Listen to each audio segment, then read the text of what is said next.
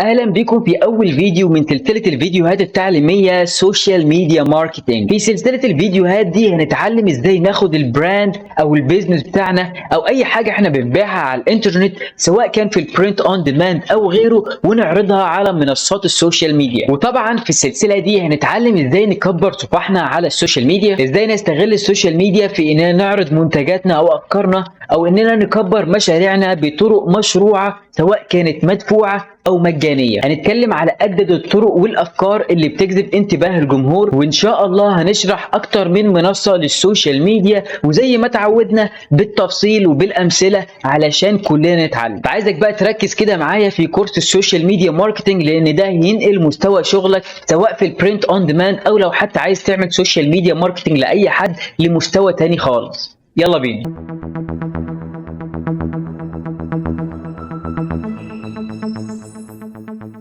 السلام عليكم ورحمة الله. أنا اسمي إبراهيم ظاهر. لو دي أول مرة لك هنا في القناة، فأنا بعمل فيديوهات عن الأونلاين بيزنس وإزاي تعمل فلوس على الإنترنت، وبالأخص البرنت أون ديماند أو الطباعة عند الطلب.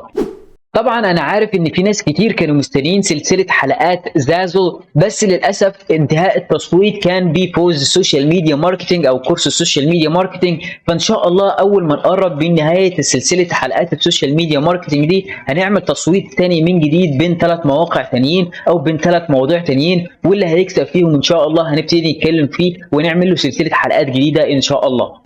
قبل ما ابدا بقى فيديو النهارده، لازم تعرف 3 حاجات مهمين جدا جدا. السوشيال ميديا هو موضوع كبير جدا، فشرحي هيكون على هيئه سلسله حلقات تعليميه او كورس كامل ان شاء الله. يعني مش هينفع تشوف حلقه واحده وتقول انا كده تمام في السوشيال ميديا. فعلشان ما يفوتكش اي حلقه من سلسله حلقات السوشيال ميديا ماركتنج، ما تنساش تضغط سبسكرايب وتفعل الجرس علشان يوصلك كل جديد. تاني حاجه، الكورس ده موجه لاي حد عنده بيزنس او مشروع على الانترنت، او حتى حابب يكبر الصفح بتاعته على السوشيال ميديا، مش بس للبرنت اون ديماند. اما بقى بالنسبه لثالث حاجه، فلو انت مستني انك تعرف زرار سحري في السوشيال ميديا او تعويذه سحريه اعلمها لك زي بتاعت هاري بوتر كده،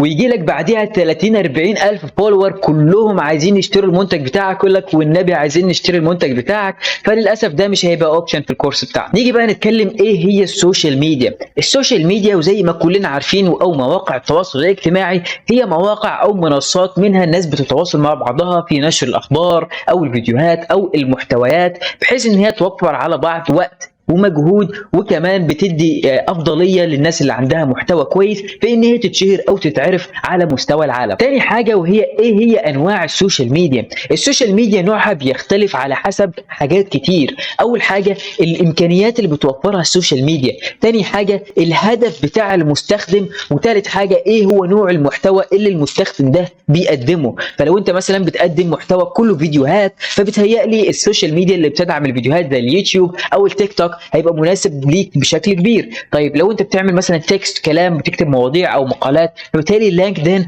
او مثلا الفيسبوك هيبقى مناسب ليك اكتر من المواقع الثانيه. وبالتالي بيختلف نوع السوشيال ميديا على هدف المستخدم او امكانيه السوشيال ميديا او الموقع اللي بيقدمها للمستخدم ده. طب ايه هم انواع مستخدمين السوشيال ميديا؟ السوشيال ميديا بيحاط من 3 اتجاهات على شكل مثلث ب3 انواع من المستخدمين. اول نوع هو الكونسيومرز او المستهلكين، الناس اللي بتتفرج على فيديوهات، بتعمل لايك، بتعمل شير، بتخش تشوف مثلا مواضيع جديده، دي اسمهم كونسيومرز او مستهلكين للمحتويات اللي على السوشيال ميديا. تاني نوع وهو محتوى الكونتنت كرييتور او صانعين المحتوى، الناس اللي بتعمل فيديوهات مثلا على اليوتيوب، الناس اللي بتعمل مثلا فيديوهات على التيك توك، الناس اللي بتعمل محتوى من لا شيء، عندهم فكره بيصوروا فيديو او بيكتبوا مقال او بيعملوا حاجه بحيث ان هم يخلوا الفكره دي في صوره محتوى يقدروا يقدموها للناس. وثالث حاجه وهم البيزنس، الاعمال اللي قايمه على السوشيال ميديا زينا طبعا، او زي الهدف من الكورس ده. طبعا انت بيبقى عندك منتج معين او شركه معينه او براند انت عايز تنشرها بين الناس، عايز تبيع مع الناس اكتر، يعني بيبقى الهدف منها ان انت يا تزود مبيعاتك يا البراند اويرنس اللي هو تنشر اسم البراند بين الناس على قد ما تقدر. طب في سؤال مهم جدا لازم نعرفه، وهو السوشيال ميديا هتفيدنا في ايه في البرنت اون ديماند؟ طبعا احنا عملنا حلقه قبل كده عن مقارنه كبيره جدا بين ريد بابل وتي سبرينج، وشفنا الفرق بين ريد بابل وتي سبرينج في تفاصيل كتير جدا في الموقع، وعرفنا ان الاهم فرق بين ريد بابل وتي سبرينج هو الاودينس او الجمهور اللي بيخش على الستورز او على المحلات بتاعتنا. بالنسبه للريد بابل، فريد بابل بيديك انجن او جهاز بيتيح لك انك تدخل اودينس او جمهور من على السيرش انجن اللي هي جوجل وياهو وبينج عن طريق الاس اي او واللي اتكلمنا فيه قبل كده اكتر من مره، وكمان عن طريق التاجز من على الموقع. بالتالي هيدخل عليك جمهور وفرصه ان انت تبيع اكبر بكتير من تي سبرينج، لان تي سبرينج ما بيتيحلكش امكانيه ان حد يخش على الستور بتاعك الا لو انت عملت اعلانات على السوشيال ميديا او كان عندك جمهور كبير اصلا على سواء السوشيال ميديا او على بلوج او على اي موقع خاص بيك انت، فانت عملت انفيتيشن للناس تخش على الموقع وتشتري حاجتك، بالتالي هيبتدي الموقع يبيع لك. غير كده مش هيبقى فيه اي مبيعات ليك على تي سبرينج. علشان كده السوشيال ميديا هي اهم وسيله في بناء البراند، سواء كان على البرنت اون ديماند او حاجه تانية خالص. يعني لو انت حتى مثلا عندك ستور في الحقيقه، هنا مثلا عندك محل وبتبيع مثلا ملابس او احذيه او اي بيزنس خاص بيك، بالتالي انت لو ما عندكش سوشيال ميديا فمحدش هيعرف الا الناس اللي ماشيين قدام المحل. لكن لما تعمل براند اويرنس، ناس بقى تبتدي تعرف البراند بتاعتك، بالتالي انت هتبقى مكسبك اضعاف كتير مكسبك العادي، بالاضافه لان انت ممكن تعلي من سعرك وهتعلي من اسعار المنتجات بتاعتك، لان الناس اوريدي عارفين جوده منتجاتك او عارفينك وعارفين اسمك ومدى جوده اسمك، فبالتالي هيبتدوا هم يحطوا فلوس اكتر من الفلوس اللي كانوا بيحطوها قبل كده علشان يشتروا منتجاتك. طب ايه هي اكتر مواقع او السوشيال ميديا اللي الناس بتستعملهم في البيزنس بتاعهم؟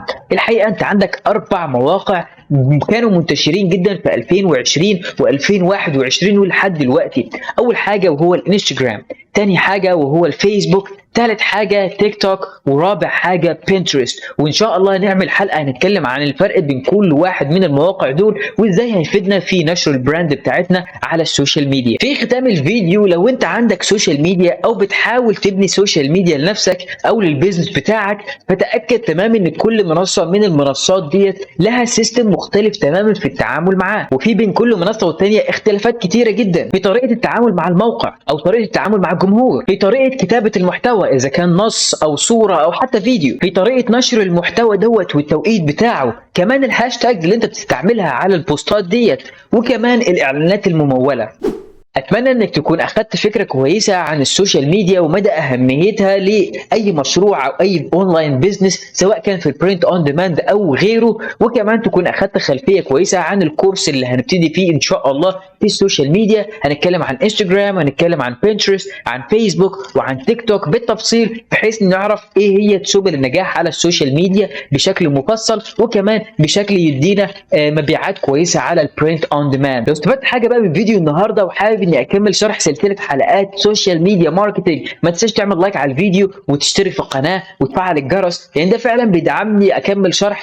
اما بقى لو عندك سؤال في حلقه النهارده في الحلقات اللي فاتت او حتى اقتراح للحلقات اللي جايه، تقدر تكتبها لي تحت في الكومنتس او تتواصل معايا على السوشيال ميديا فيسبوك انستجرام او تويتر، وهتلاقي اللينكات كلها ان شاء الله في الديسكربشن. اتمنى لكم كل التوفيق واشوفكم على خير.